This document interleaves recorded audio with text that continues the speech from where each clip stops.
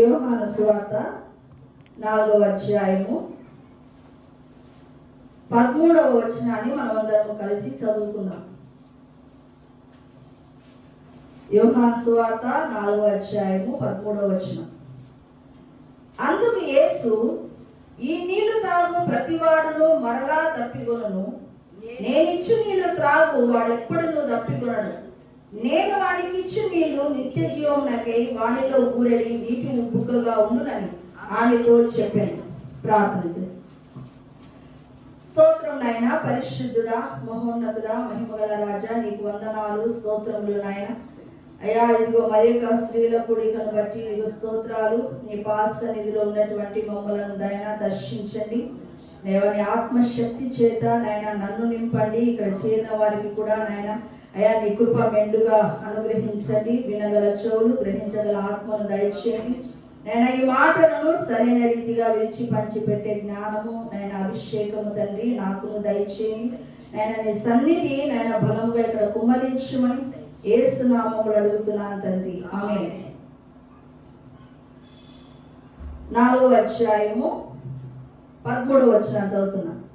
అందుకు యేసు, ఈ నీళ్లు త్రాగు ప్రతివాడును మరలా దప్పికొను, నేనిచ్చు నీళ్లు త్రాగు వాడిని ఎప్పుడును దప్పికొనడు. నేను వాడికి ఇచ్చు నీళ్లు నిత్య జీవమునకై వాడిలో ఊరేడి నీటి బుగ్గగా ఉండునని ఆమెతో చెప్పింది. ఇక చదవబడినటువంటి లేఖన భాగము మనకు తెలుసు. అది సమరయ స్త్రీల గురించి చెప్పబడింది. యేసు ప్రభు ఒకసారి సమరయలోని సుకార్ అనే ప్రాంతానికి వచ్చాడు. వచ్చి అక్కడ యాకోబు బావి ఉంది. ఆ యాకోబు బావి దగ్గరికి వచ్చి కూర్చున్నాడు. అలా కూర్చున్నప్పుడు శిష్యులందరూ కూడా భోజనం తీసుకుని వద్దామని ఊర్లోకి వెళ్ళారు. యేసు ప్రభు మాత్రము ఒక్కడే ఉన్నాడు. చూడండి, అక్కడికి అదే సమయానికి ఆ బావి దగ్గరికి ఒక సమరయ స్త్రీ వచ్చింది. ఆమె వస్తాడని యేసు ప్రభుకు ముందుగానే తెలుసు. అందుకు అక్కడ అలసి ఉన్న రీతిగానే అక్కడ కూర్చొని ఉండడం జరిగింది. చూడండి, అక్కడికి వస్తేనే ఆమెను ఏమడుగుతున్నాడంటే, అమ్మ దాహానికి నీళ్ళు ఇవ్వమని అడిగాడు. అందుకు ఆమె ఆ యేసు ప్రభును చూసింది. చూడగానే యూదుల డ్రెస్సు వేరుగా ఉంటుంది, ఈజీగా కనుక్కోగలుగుతారు. కాబట్టి ఇతను యూదుడు అని ఆమె గ్రహించింది.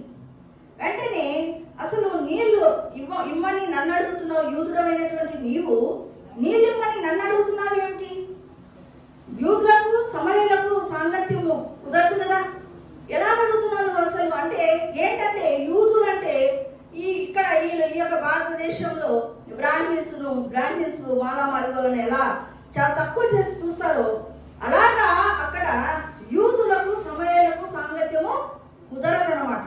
అక్కడ ఆ విధమైన క్యాస్ట్ ఫీలింగ్ అక్కడ ఉంది. చూడండి, అయితే ఆయన ఏమంటున్నాడంటే అక్కడ 10వ వచనంలో, అందుకు యేసు, నీవు దేవుని వరమును నాకు దానముగా ఇమ్మని నిన్ను అడుగుతున్నవాడేవో ఎవడో అదియు ఎరిగి ఉంటే నీవు ఆయన అడుగుతువు, ఆయన నీకు జీవజలం ఇచ్చునని ఆమెతో చెప్పాడు. యేసు ప్రభు ఏమంటున్నాడంటే, దేవుని వరమును దాహం కిమ్మని అడుగుతున్నవాడు ఎవరో తెలిసి ఉంటే ఎరిగి ఉంటే గాన ఆయన నువ్వు అడుగుతావు. అప్పుడు ఆయన నీకు ఏమిస్తాడంటే జీవజలము ఇస్తాడు. ఏమిస్తాడట? జీవజలం ఇస్తాడని ఆమెతో చెప్పాడు. అయితే ఆమె చేతి ఇవ్వలేదు. ఎందుకంటే వాళ్ళు యూదులు వచ్చి వాళ్ళ వస్తువులు ఎక్కడ పుట్టారని చెప్పేసి, అయ్యా ఈ బావి చూస్తే చాలా లోతుగా ఉంది, నీ తోడు అంటే చేరుకోవడానికి నీ దగ్గర ఏ వస్తువైనా ఏమీ లేదు, ఎలా తీసుకుంటావు నీళ్ళు అని అంటా ఉంది. కానీ మేమైతే నేను, నా కుమారులు, నా పశువులు ఈ బావి నీళ్ళు త్రాగి మాకిచ్చిన మా తండ్రి అయిన యాకోబు కంటే నువ్వు గొప్పవాడవా? నేనేమన్నా మాకు రోజు నీళ్ళు ఇస్తున్నటువంటి మా సంతానానికి అంతా నీళ్ళు ఇస్తున్నటువంటి యాకోబు కంటే నీవు గొప్పవాడవా అని. అప్పుడు యేసు ప్రభు అంటున్నటువంటి సందర్భం అని.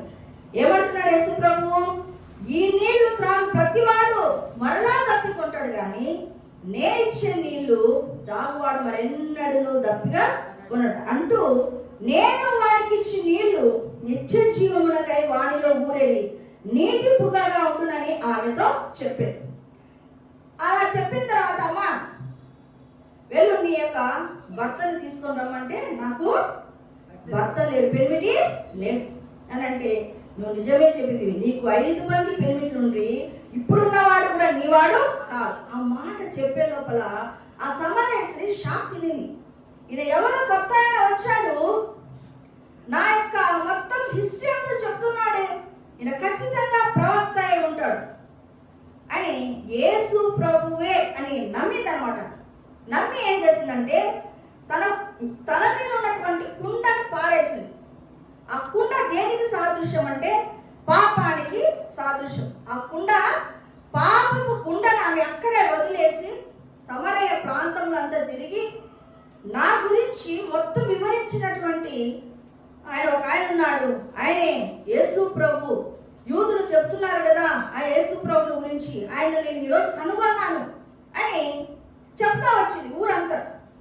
చూడండి, ఆ యొక్క మాటలకు చాలా మంది విశ్వాసం ఉంచారు. చూడండి 40వ వచనంలో ఏమనుంది, ఆ ఊరిలోని సమరయులలో అనేకులు ఆయన యందు విశ్వాసం ఉంచిరి. చూడండి, ఇదంతా కూడా రక్షణకు సంబంధించినటువంటిది. దేనికి సంబంధించినటువంటి అంశం ఇది అంటే యేసు ప్రభు దగ్గరికి వచ్చినటువంటి సమరయ స్త్రీ అంటే ఒక అన్యురాలు కూడా దేవుని నమ్ముకున్నటువంటి స్థితి. అంటే బలమైనటువంటి పునాది ఎక్కడ వేసుకుంది? క్రీస్తు అనే బండ మీద వేసుకుంది. బలమైన పునాది వేసుకుంది కాబట్టి ఆమె ఇతరులకు చెప్పినప్పుడు ఆమె మాటలు ఎందుకు వాళ్ళు కూడా లక్ష్యం ఉంచారు. అనేక మంది ఏం చేస్తారు? విశ్వాసం ఉంచినారు.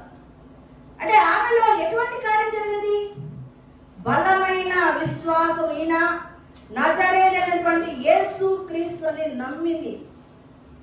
కార్యము ఆమె హృదయాంతరంగాలలో కలిగింది కాబట్టి ఆమె చెప్పే మాటలు ఇతరులలో కూడా చాలా బలంగా పనిచేశాయి. కానీ అలాగా బలమైన పునాది మనకు ఉన్నప్పుడు అనేక మందిని మనం కూడా రక్షణలోనికి నడిపించడం జరుగుతుంది. చూడండి, కీర్తనలు 1వ అధ్యాయము 3వ వచనాన్ని మనం చూసుకుందాం. అతడు నీటి కాల్వల యోరను నాటబడినదై ఆకు వాడక తన కాలమందు ఫలమిచ్చు చెట్టు వలె ఉండును, అతడు చేయినదంతయు సఫలమగును. ఇక్కడ అతడు ఎక్కడున్నాడట? నీటి కాల్వల యోరన ఉన్నాడు. నీటి కాల్వల యోరన ఉన్నటువంటి చెట్టు ఎలా ఉంటుంది? పచ్చగా ఉంటుంది. అండి, నిరంతరము ఫలమిచ్చే చెట్టులాగా ఉంటుంది. అతడు చేయనదంతయు సఫలమగును అంటున్నాడు.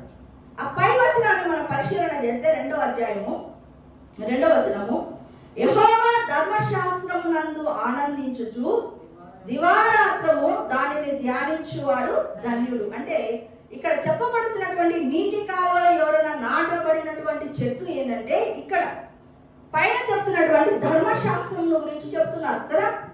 2వ వచనంలో ఏం చెప్తున్నారు? ధర్మశాస్త్రం గురించి చెప్తున్నారు. అంటే రక్షింపబడినటువంటి బిడ్డ స్టార్టింగ్ లో పాల వంటి వాక్యం పాల వంటి వాక్యాన్ని ఎక్కువగా తీసుకుంటూ ఉండాలి. ఎదిగే కొద్ది ఏమవుతుందంటే నీటి కాలువల యోరన నాటబడినప్పుడు ఏమైపోతుందంటే నీవు ఎక్కువగా వాక్యాన్ని మన నెక్స్ట్ స్టేజ్కి ఎక్కడికి వస్తావు అంటే ధ్యానించే స్థితికి వస్తావు. అంటే వాక్యమును 2 రకాలుగా మనం డివైడ్ చేస్తే పాల వంటి వాక్యము, ధ్యానించే ధర్మశాస్త్రమును ధ్యానించే వాక్యం. ఎవరు ధ్యానిస్తారు? నీటి కాలువల యోరన నాటబడిన వాళ్ళైతే ప్రారంభంలోనే వాళ్ళు ధ్యానించలేరు. ఇది ఎలాంటి జీవితం అంటే మొదట అక్కడ సమరయ స్త్రీ ఏం చేసింది? క్రీస్తు అనే వాక్యమును అంగీకరించింది. ఆమె ఏం చేసింది? క్రీస్తు అనే వాక్యమును అంగీకరించింది. ఇక్కడ ఏముంది? వాక్యము 2 రకాలుగా డివైడ్ అయింది. పాల వంటి వాక్యము, ధ్యానించే వాక్యం. అంటే వాక్యమే అంతా కాకపోతే ప్రారంభ దినాలలో నువ్వు వాక్యాన్ని పాలలాగా స్వీకరిస్తున్నారు. చదవాలి, ఎక్కువగా బైబిల్ను ధ్యానించాలి, బైబిల్ చదవాలి. చదువుతున్నప్పుడు నువ్వు ధర్మశాస్త్రం ఏమవుతుందంటే ఆటోమేటిక్గా ధ్యానించడం అనేది వస్తుంది. ఎలా వస్తుంది ధ్యానము? నువ్వు బాగా చదువుతుంటే అవును కదా, దీనికి సంబంధించినటువంటి వచనం అక్కడ ఉంది కదా, ఇక్కడ ఉంది కదా, నువ్వే వెతుకుతావు ధ్యానములోనికి వెళ్ళడం.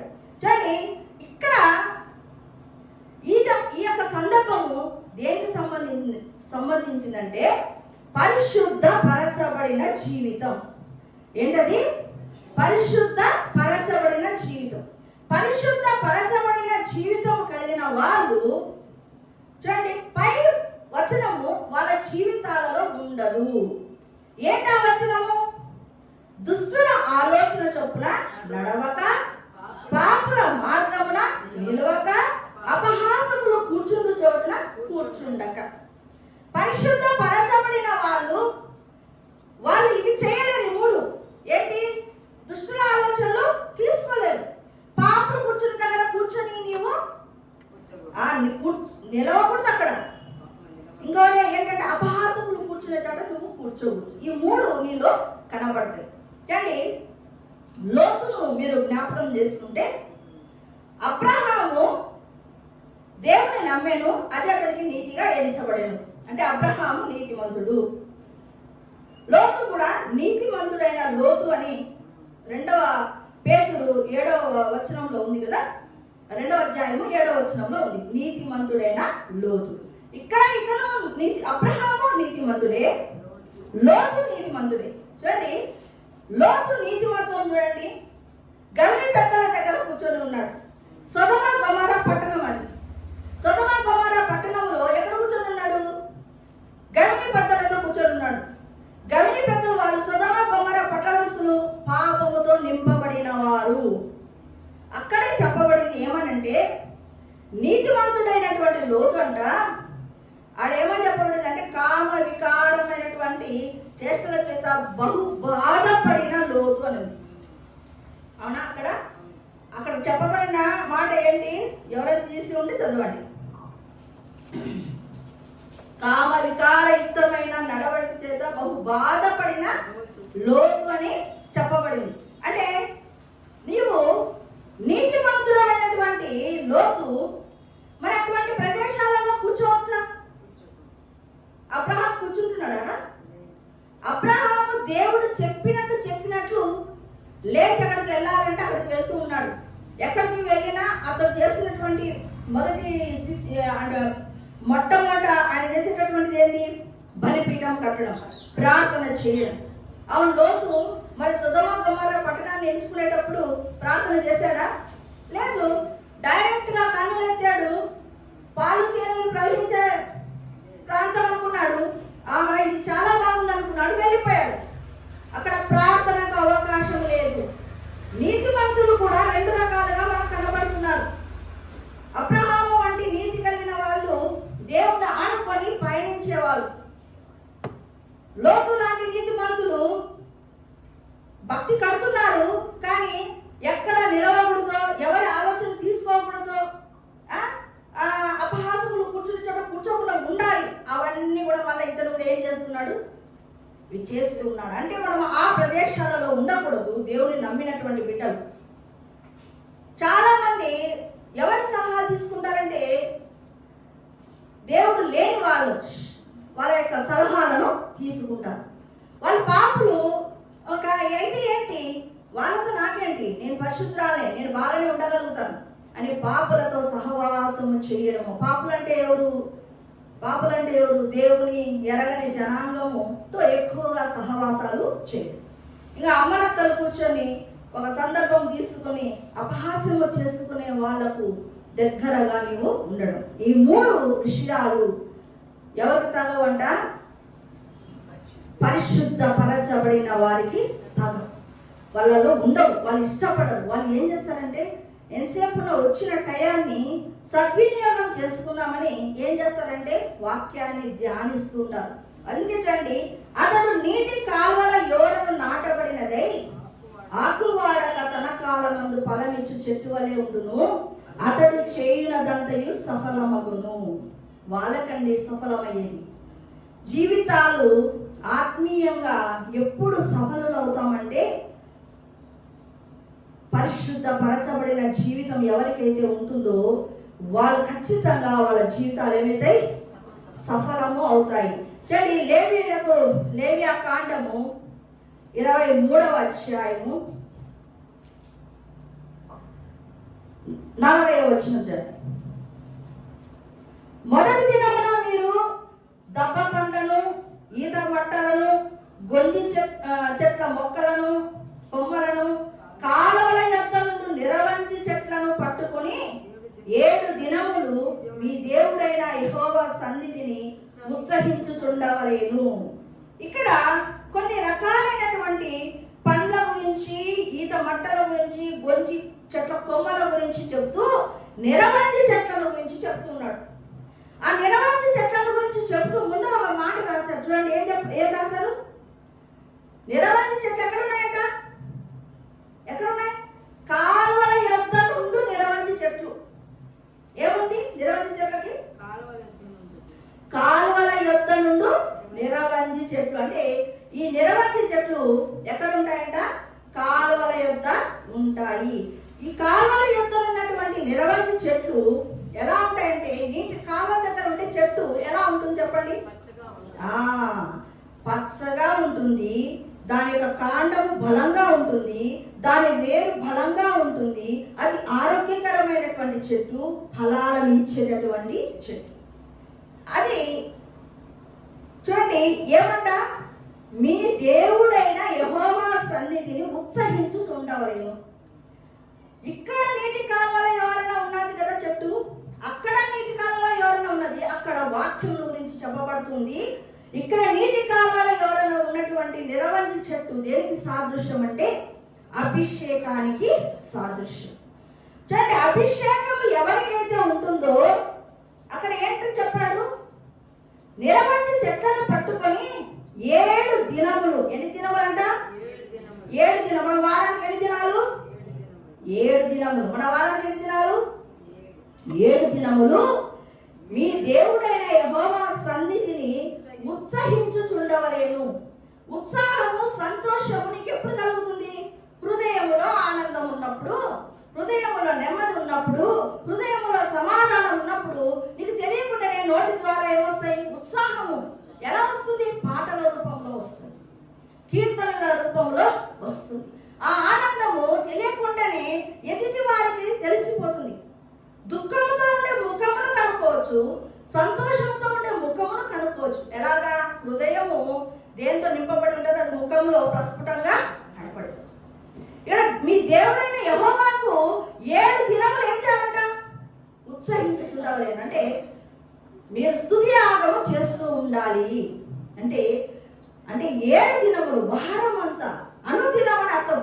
అంటే మళ్ళీ నెక్స్ట్ వారం వస్తుంది, ఆ వారం వస్తుంది, తర్వాత అలాగే వారాలు పెరిగి సంవత్సరం అవుతుంది, సంవత్సరాలు. అలాగా దేవుని సన్నిధిలో నీ నోట్లో ఏముండాలా? ఉత్సాహము, సంతోషము, స్తుతి గానము ఉండాలి. అది నిరంతరం నీ నోట్లో ఉండాలి. ఎప్పుడు వస్తుంది అని అంటే, నీవు ఎప్పుడైతే నిరవంచి చెట్లలాగా నీటి కాలువల యోరన నాటబడినప్పుడు నీలో అది కలుగుతుంది. అంతవరకు నువ్వు స్తుతించు అమ్మా, స్తుతించమ్మా అంటే నీ నోట్లో స్తుతి రాదు. ఎందుకు? నీవు ఆత్మాభిషేకము పొందుకునేంత వరకు నీ నోట్లో సరైనటువంటి స్తుతి రాదు. దేవుడికి నీవు అర్పించేటటువంటి స్తుతి ఆగము అది సరైన రీతిగా ఉండదు. ఏదో నోటి మాటలతో దేవుడు పాస్టర్ గారు గట్టిగా స్తుతించండి అంటే